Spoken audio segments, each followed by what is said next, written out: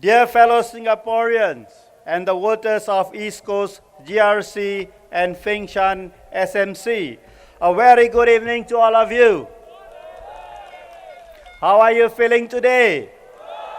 That's nice to hear. My name is Gurmit Singh, and I am the Workers' Party candidate for the Nee-Soon GRC. We feel greatly honored to have so many of you here wanting to listen to what we have to say. We know that your vote is precious to you, and you want to be certain that you would only use it for the right person and the right party to be sent into Parliament. It will have to be for the persons and the party that can and will listen to you more and make your lives better. Dear friends, a member of Parliament is first and foremost your representative, your voice in Parliament. His or her main task should be to understand your needs, your concerns, and your problems. Only if he or she can fully understand these concerns can he or she then speak for you in Parliament.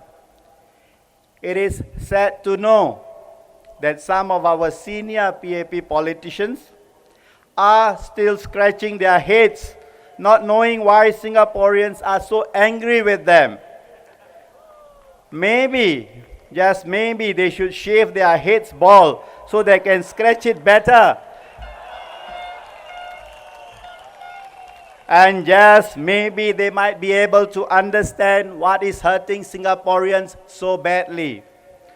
Only if accurate feedback from Singaporeans can be collected and not that which is finely filtered through a rose-tinted glass, the PAP politicians seem to be receiving through their eyes and ears on the ground, giving them the impression that everything is perfectly fine and that Singaporeans are being unhappy for no reason.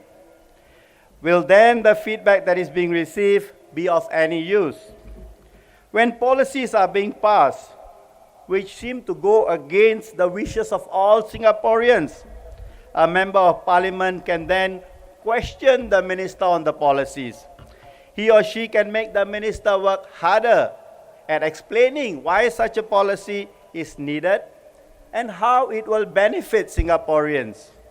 Such serious questioning and robust debate on issues can only happen with enough opposition members of Parliament. When the PAP says they can be their own check and balance, they would have you believe that they listen to the concerns of their own MPs. That may be the case for issues that most sensible Singaporeans can agree on.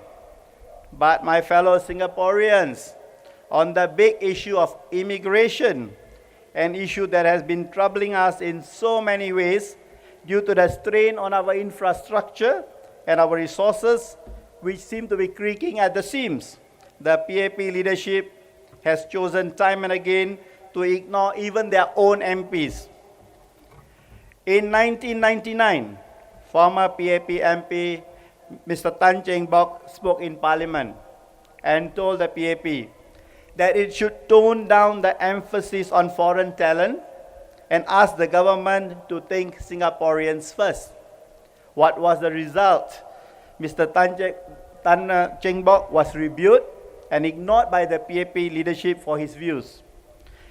In 2003, when our senior party leader, Mr. Low Thia Khiang, was one of only 2 opposition MPs in Parliament, he also spoke up against the unrestrained influx of immigrants into Singapore. He was concerned if these immigrants were merely cheap replacements for our highly educated workforce and wondered if Singaporeans had been shortchanged by these so-called foreign talents. Yet the PAP ministers continued to choose to ignore these views. You might remember that Mr. Inderjit Singh of the PAP spoke passionately against the population white paper for 6.9 million in 2013. Well, my friends, when it came to vote on the population white paper, Mr. Singh decided to absent himself from voting. No PAP MP voted against the population white paper. But all of our Workers' Party MPs in Parliament voted against the white paper.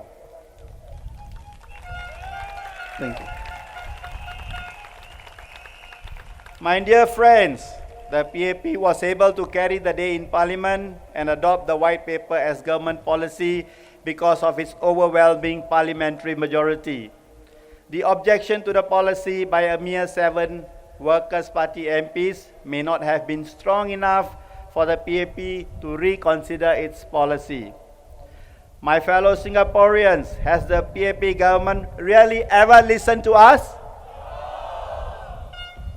If pretending to be stone deaf or intentionally shutting out our noises is not bad enough, they seem to be equally blind too. Mr. Goh Chok Tong had been quoted in the press many years ago when he was the Prime Minister. I quote, "Our old were not like motor cars and cannot be treated as old motor cars. They are ourselves," unquote. He went on to say that he had pledged to Singaporeans that whatever the difficulties, the government would not abandon the aged of Singapore. My friends, has the government kept its pledge? They now choose to turn a blind eye to the miseries of our elder folks who had a large hand in building the Singapore we have inherited and call our home. In fact, if we go by his analogy of old motor cars, seems like our old motor cars enjoy a better fate than our elderly. Some of our used cars are known to have been exported to neighboring countries and given a new lease of life when they become the pride and joy of a new owner.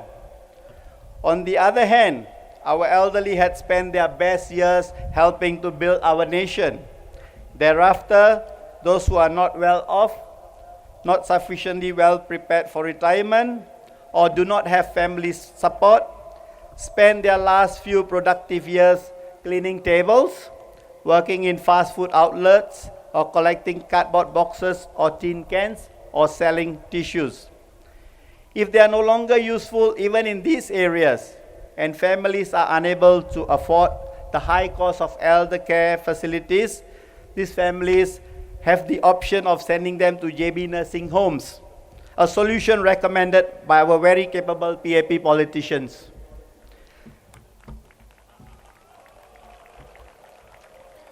This situation, my dear friends, has led us to where we are today. We know that much of the misery we face on a daily basis in Singapore arose from policies which were not questioned or debated thoroughly in Parliament in the past due to a lack of a sufficient and effective opposition representation. Especially when it comes to the immigration policy, we want the ruling party to listen harder to us as it is affecting us badly in so many ways. What the Workers' Party is proposing is a sensible immigration policy. We want to stabilize the population of foreign manpower so that we can focus on growing the numbers of Singaporeans working and upgrading their skills. Through our interaction with residents who approach us during the Meet the People sessions and other avenues, we understand the hardship that many Singaporeans who marry foreign spouses face. We want an immigration policy that puts Singaporean families first, and that is why we want foreign spouses of Singaporeans to be given priority for citizenship naturalization. We only want those immigrants who have strong ties to Singapore to become citizens. And that is why we want permanent residents to have at least 5 years of uninterrupted residency in Singapore to be able to be citizens. My dear fellow Singaporeans, if you agree with us that the only way to make the PAP really sit up and listen to Singaporeans and stop treating us as mere economic digits is by having more opposition MPs in Parliament, come this 11th of September, use that precious vote of yours. Send more of us from the Workers' Party into Parliament, and we promise to work with you to empower your future. Thank you.